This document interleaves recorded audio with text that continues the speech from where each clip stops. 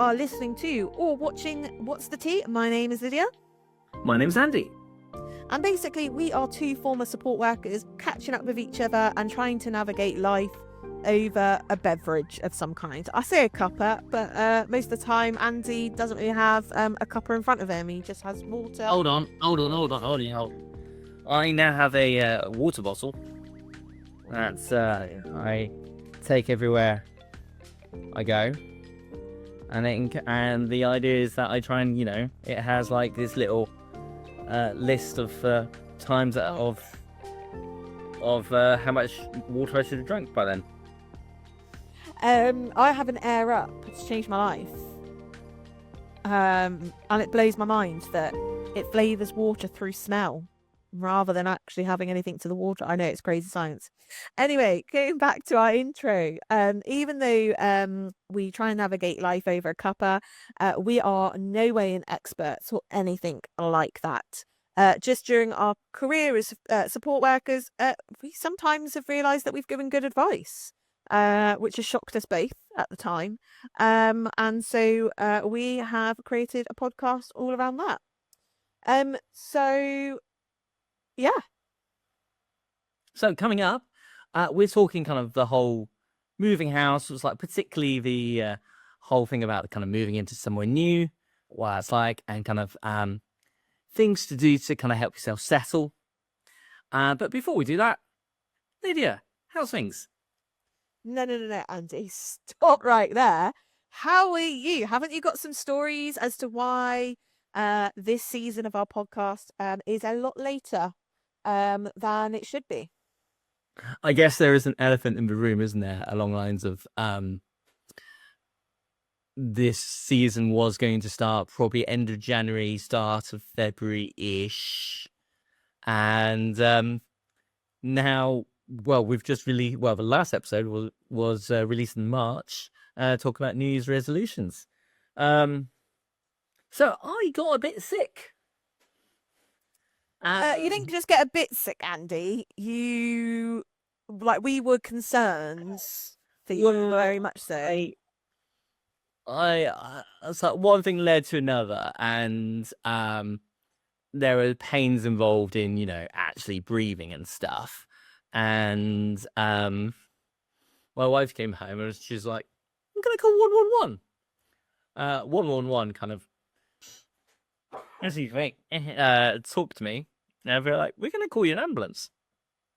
Long story short, NHS in this country, amazing. Felt properly looked after. Had lots of tests in hospital. Basically a chest infection. Basically a nasty chest infection. Put a lot of antibiotics in me when I was there, and lots of antibiotics afterwards as well. And I'm slowly recovering. I know, it's just like I think you posted a picture in our WhatsApp group. I'm going to try and find my phone. And I think it was just something like, well, this is how I'm spending my evening. And I'm trying to find it. We send so much each other, so much rubbish. Is that for one of my of the end of my feet on the hospital bed? Yeah, and it was just like, well, this is where I'm spending my weekends. And I was like, hang on a minute, you're in hospital, what? I was like, well, this is new. And then you were like, oh yeah, I had to go in an ambulance. And I was like, oh my goodness, Andy nearly died. And he's just being so casual about it. Well, there's probably a kind of spectrum between where I was and actual death. No, I know, but I was gonna because I was like, oh my goodness, Andy's not okay. Like, this is really scary. And I just feel, well, obviously I feel for you, but also your wife and your daughter, like that's flipping scary for both of them as well. And I felt so helpless for them. Oh, they have been absolute troopers. I mean, yeah, I'm making light of it. I probably wasn't okay. Well, obviously you weren't okay. They sent an ambulance for you. Well, you tell me, it says you have trouble breathing. They do some anyway. That's kind of like the basic thing that we need to live, Andy, is to be able to Yeah. breathe. I mean, I was breathing. I was having trouble breathing. Um, Well, anyway, but Andy, I'm there was glad that you're back, people and I'm there with sorry. there was a lot of people there in far worse states than I was. Oh, I'm sure. But I'm just really glad that you're back and that you're on the mend, because I care about you deeply, Andy. Um, and that is probably the only time I'll say anything nice. I will keep a copy of this recording and But that's save one it, time Lydia was nice to me. it easily, and I can play it back whenever I need, a mental lift. Yeah. Now, that's my story of the last, well, to be honest, month. It feels probably a bit late for, reasons why we've literally just discussed. And I'm so, for which I'm sorry. Hashtag not sorry. That is showing your age, Andy. No one says that anymore. I know, I know. It's quite interesting how sort of my caring level about some things kind of just dipped a little bit over the last 4 weeks. Um, you've been up to stuff over the last, say, Hey. 3 months. Mm. Yeah, I mean, you've officially been managing Dantor Bay for what feels like forever. nearly a year. Um, nearly a year, flipping heck. But at the start of this year, you kind of made the step of moving home. Yeah. So yeah, in Talk January, through well, that. yeah, January 6th, I moved to Paignton. So for the listeners and watchers who were around during this era, I was the warden in Exeter, so I lived on site and was on call for emergencies. I'm going to be the warden and living on site for Paignton as well. But unfortunately, my warden flat is not ready to move into. There's a lot of building work going on for the various different buildings. However, I have moved into one of our buildings that is ready, into one of the flats there in Paignton.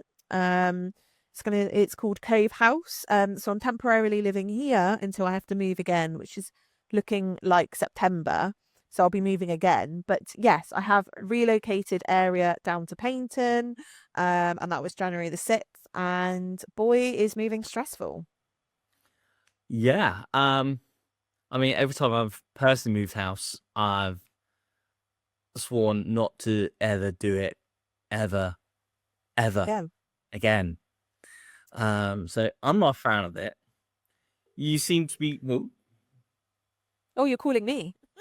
things are, I just tried phoning you.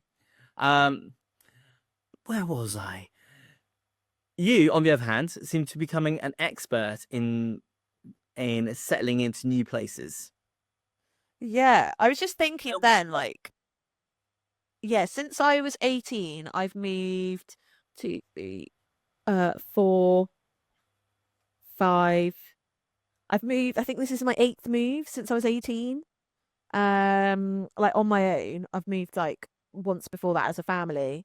Yeah, I wouldn't say I'm necessarily an expert. But yeah, in terms of what I've learned from it is planning, organizing, um, how much of a procrastinator I am. I knew that already, but oh boy.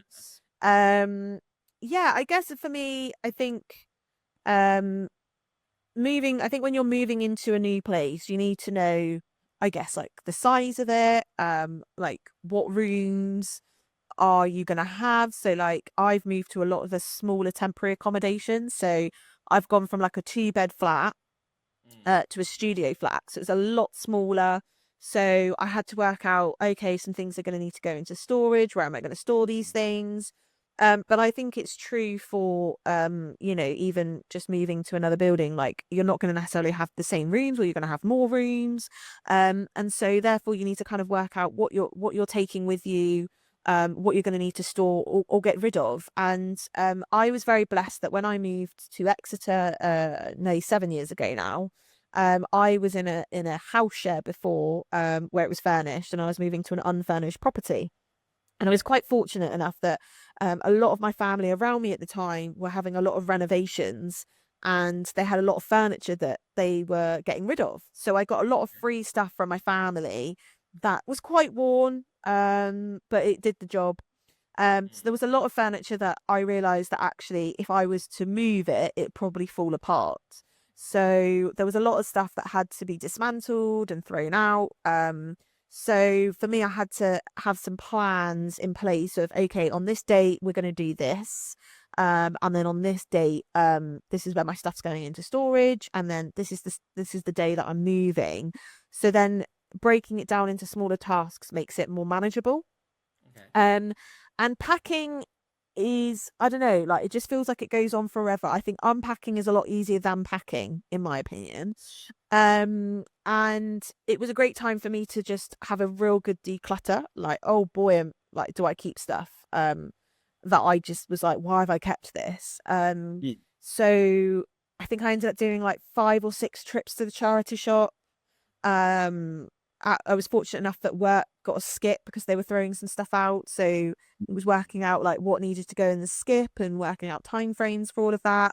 And then packing up it by room. So if you pack stuff up by room and then label it, it just makes it easier for unpacking. So you're not mixing your kitchen with your bedroom or your bathroom stuff with your lounge.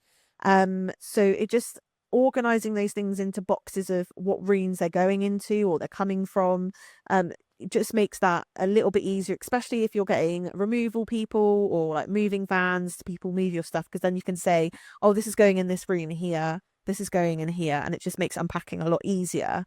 And then labeling what's going into storage and what you're taking with you also helps. And you need a lot of bubble wrap and a lot of cardboard boxes and parcel tape. I had to do several orders because I never got enough. And if you don't have a lot of money, moving can be quite expensive.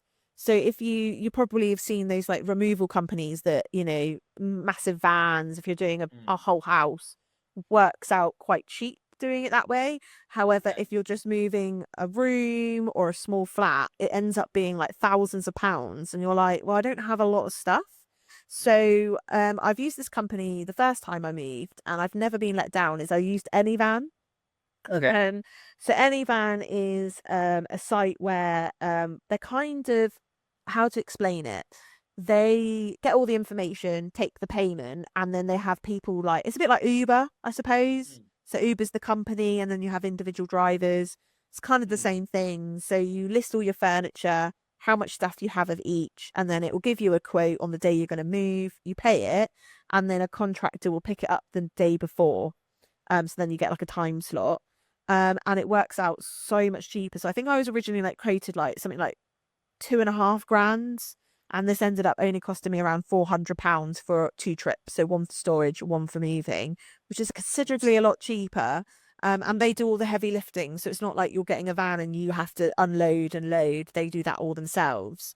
So if anyone is planning on moving and they don't have a lot of money or a lot of stuff, then Anyvan, I would say, is the company to go with. I've used them both times I've moved recently, and I was not disappointed.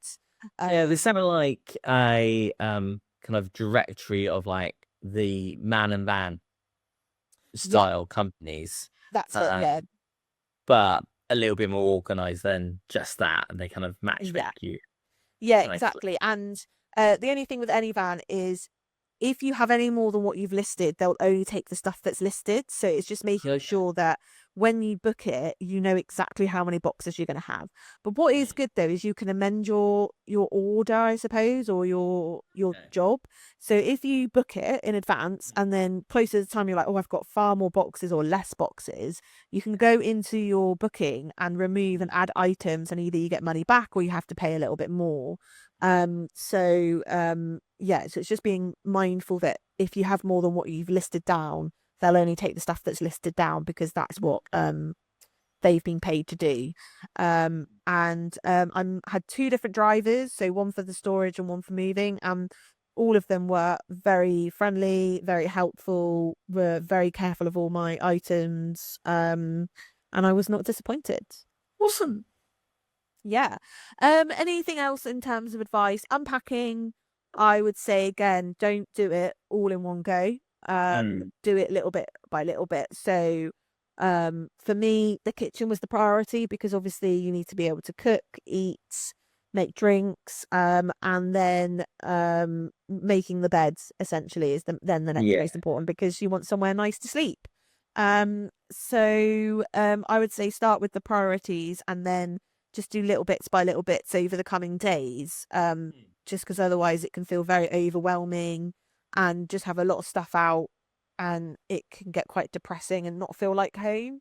What So about the first kind of day or two? What would you recommend for people who have just kind of landed somewhere new? Mhm. What should that look like? So the first thing is obviously if it's a new, your new own place or even in a house share, it's working out, um where to turn the water off underneath the sink. So knowing that if there was a leak, how would you shut the water off? Um, Making sure. So I was doing some washing. I think the second night I was there.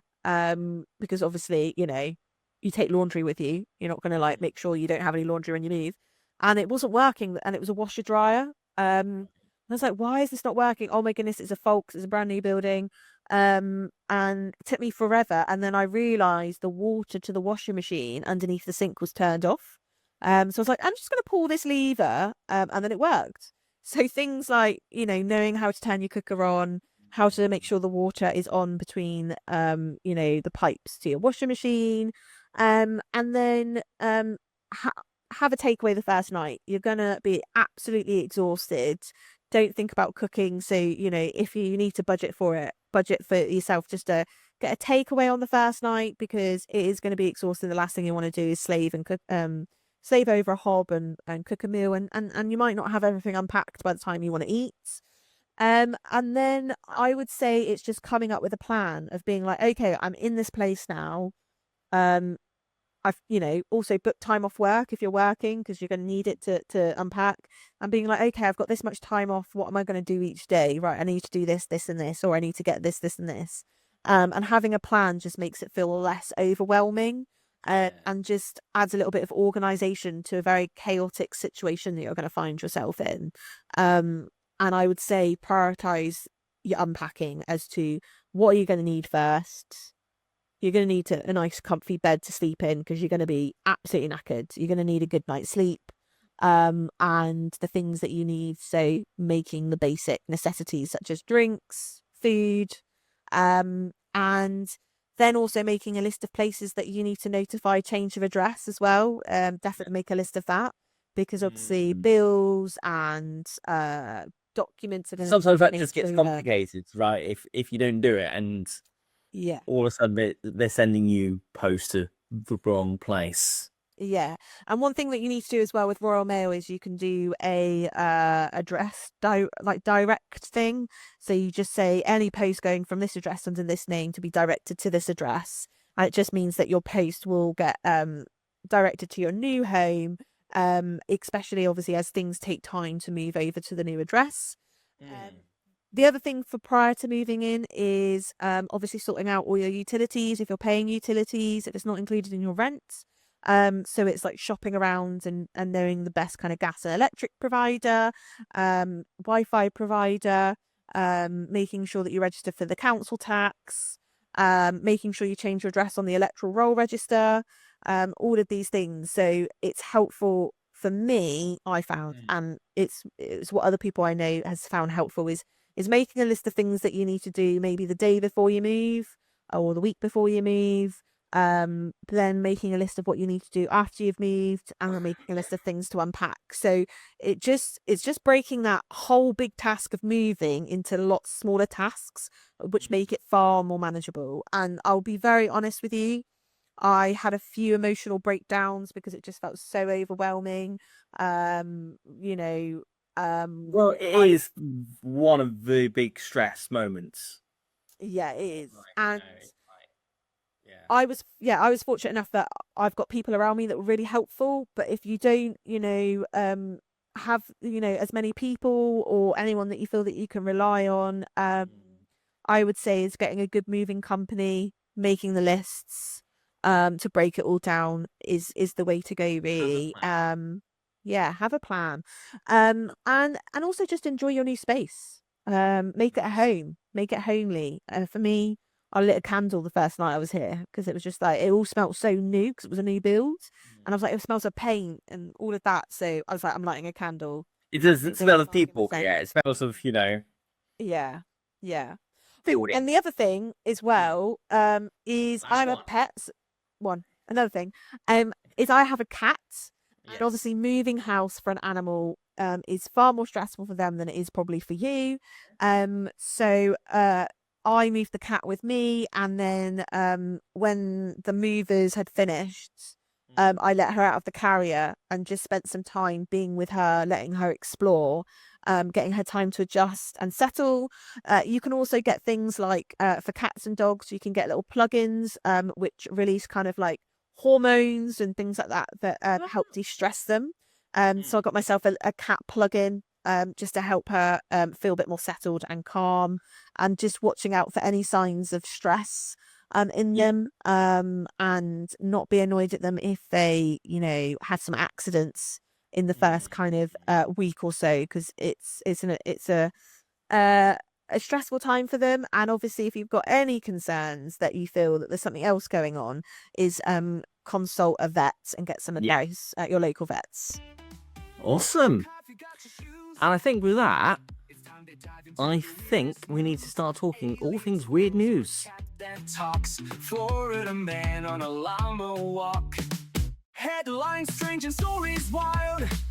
Weird enough to make you smile from the Turns out there has been a new world record that has been broken. I presume broken. I presume this has been done before. And it seems that world records are kind of given out for all sorts of stuff. Are you ready for this one? Go for it. A chocolatier from Malta has transformed 6,600 pounds of premium Belgian chocolate into a spectacular 171-foot chocolate train that now holds the title of world's longest chocolate sculpture. Wow, I'm gonna have to search this image. That is almost the stuff of kind of pub quiz Yeah. randomness, isn't it? In that 171-foot chocolate train. I can't picture that, but I kind of know I want to eat it. And I'm Sorry, going to I've just seen the picture. Sorry, my mouth is open as to be like, processes the photos that she's seeing of this edible masterpiece, really. it is It's a lot phenomenal. like IKEA-esque. I don't know if you've seen the um, kind of stuff you can get from IKEA where you kind of take a few chocolate bits and you kind of make a deer or something like that. And at Christmas time, this stuff is detailed. This is there's all sorts of stuff going on within this model, and it's all made of chocolate. It is like, if the listeners or watchers at home want to see it, like, we'll put a link in the show notes. But Yes. it is a work of art. I wouldn't want to eat it because it just look. I love chocolate, so I probably would eat it, but I wouldn't want to because it's beautiful. No, The work that's I gone into I it. don't want to eat it. Yeah, I 100% want to eat it too, but it looks absolutely beautiful. But very weird as well at the same time, which is why I love weird news. Um, so my weird news is also Yeah. on the theme of chocolate. Um, so there's been a long. It is getting towards Easter. It's I like know. chocolate gonna become more of a thing, I reckon. I know it's my time of the year. There's been a long debate about whether chocolate should be kept in the fridge or not. Now, where do you keep your chocolate, Andy? Mostly anywhere that I don't automatically eat it. So sometimes in the fridge, has to be hidden a little bit in the fridge. We've got a few cupboards. No, chocolate should always be in the fridge. I mean, How the place, but you know. the right answer is fridge, Andy. However, one foodie has now taken things further by revealing he freezes his Cadbury cream eggs, which I would never have thought to do. And they claim that it makes them taste even tastier. So Dan, who boasts to his 26,000 followers on Instagram, claims that he doesn't like chocolate when it's put in the fridge. However, he says that freezing the cream egg is a different story, as it changes the taste completely. He said that the reaction to me freezing my eggs was so negative, I've been forced to go full foodie content creator to prove you all wrong. The inside gets thicker and more ice cream-like and less sickly to me, even more so for the white chocolate one. The caramel goes chewy and fudgy. Please try it. I mean, you can make the argument now the white chocolate one is quite sweet. But you've also got the cream eggs that are amazing in fudge. So I can sort of... So I'm going to say something that some people are going to be like, what? So I am a chocoholic. Okay. I love chocolate. I probably eat too much of it. How I've not got type 2 diabetes is beyond me. However, cream eggs, can't stand them. What is wrong with you? I know. Actually, no. I'll like the other day, I was like, oh, I'm craving for some chocolate at work, and someone brought some cream eggs, and I ate it. I didn't particularly love it, but yeah, it's not something I go for. I'm not a fan of them. I think they are, what's the word? I think they just get too much credit. I just don't. Yeah, not really nice. I'm like, just give me a solid chocolate ball, and I'm happy. You know, scrap the train thing for our weird news. Today's weird news is Lydia does not like cream eggs. Yeah. But however, I might try. I might. Other people hating cream eggs. Am I the fan? Am I the oddity here? I know a lot of people that love cream eggs. However, I might try freezing it to see if it changes the taste to make me like it even more. Try it. Who knows? Yeah, I'm gonna try that hack. So there you go, guys. Either make a train with your chocolate and beat a world record, or freeze your cream eggs. I am probably going to freeze the cream egg. Yeah, the train thing, I'd probably end up eating it and not actually making it. And before we start talking about chocolates too much, we're going to close here. I'm going to say thank you for listening or watching to Watch the Tea. Please don't forget to subscribe to us on your favourite podcast provider, or find us on the YMCX YouTube channel. Catch you next time. Bye, guys.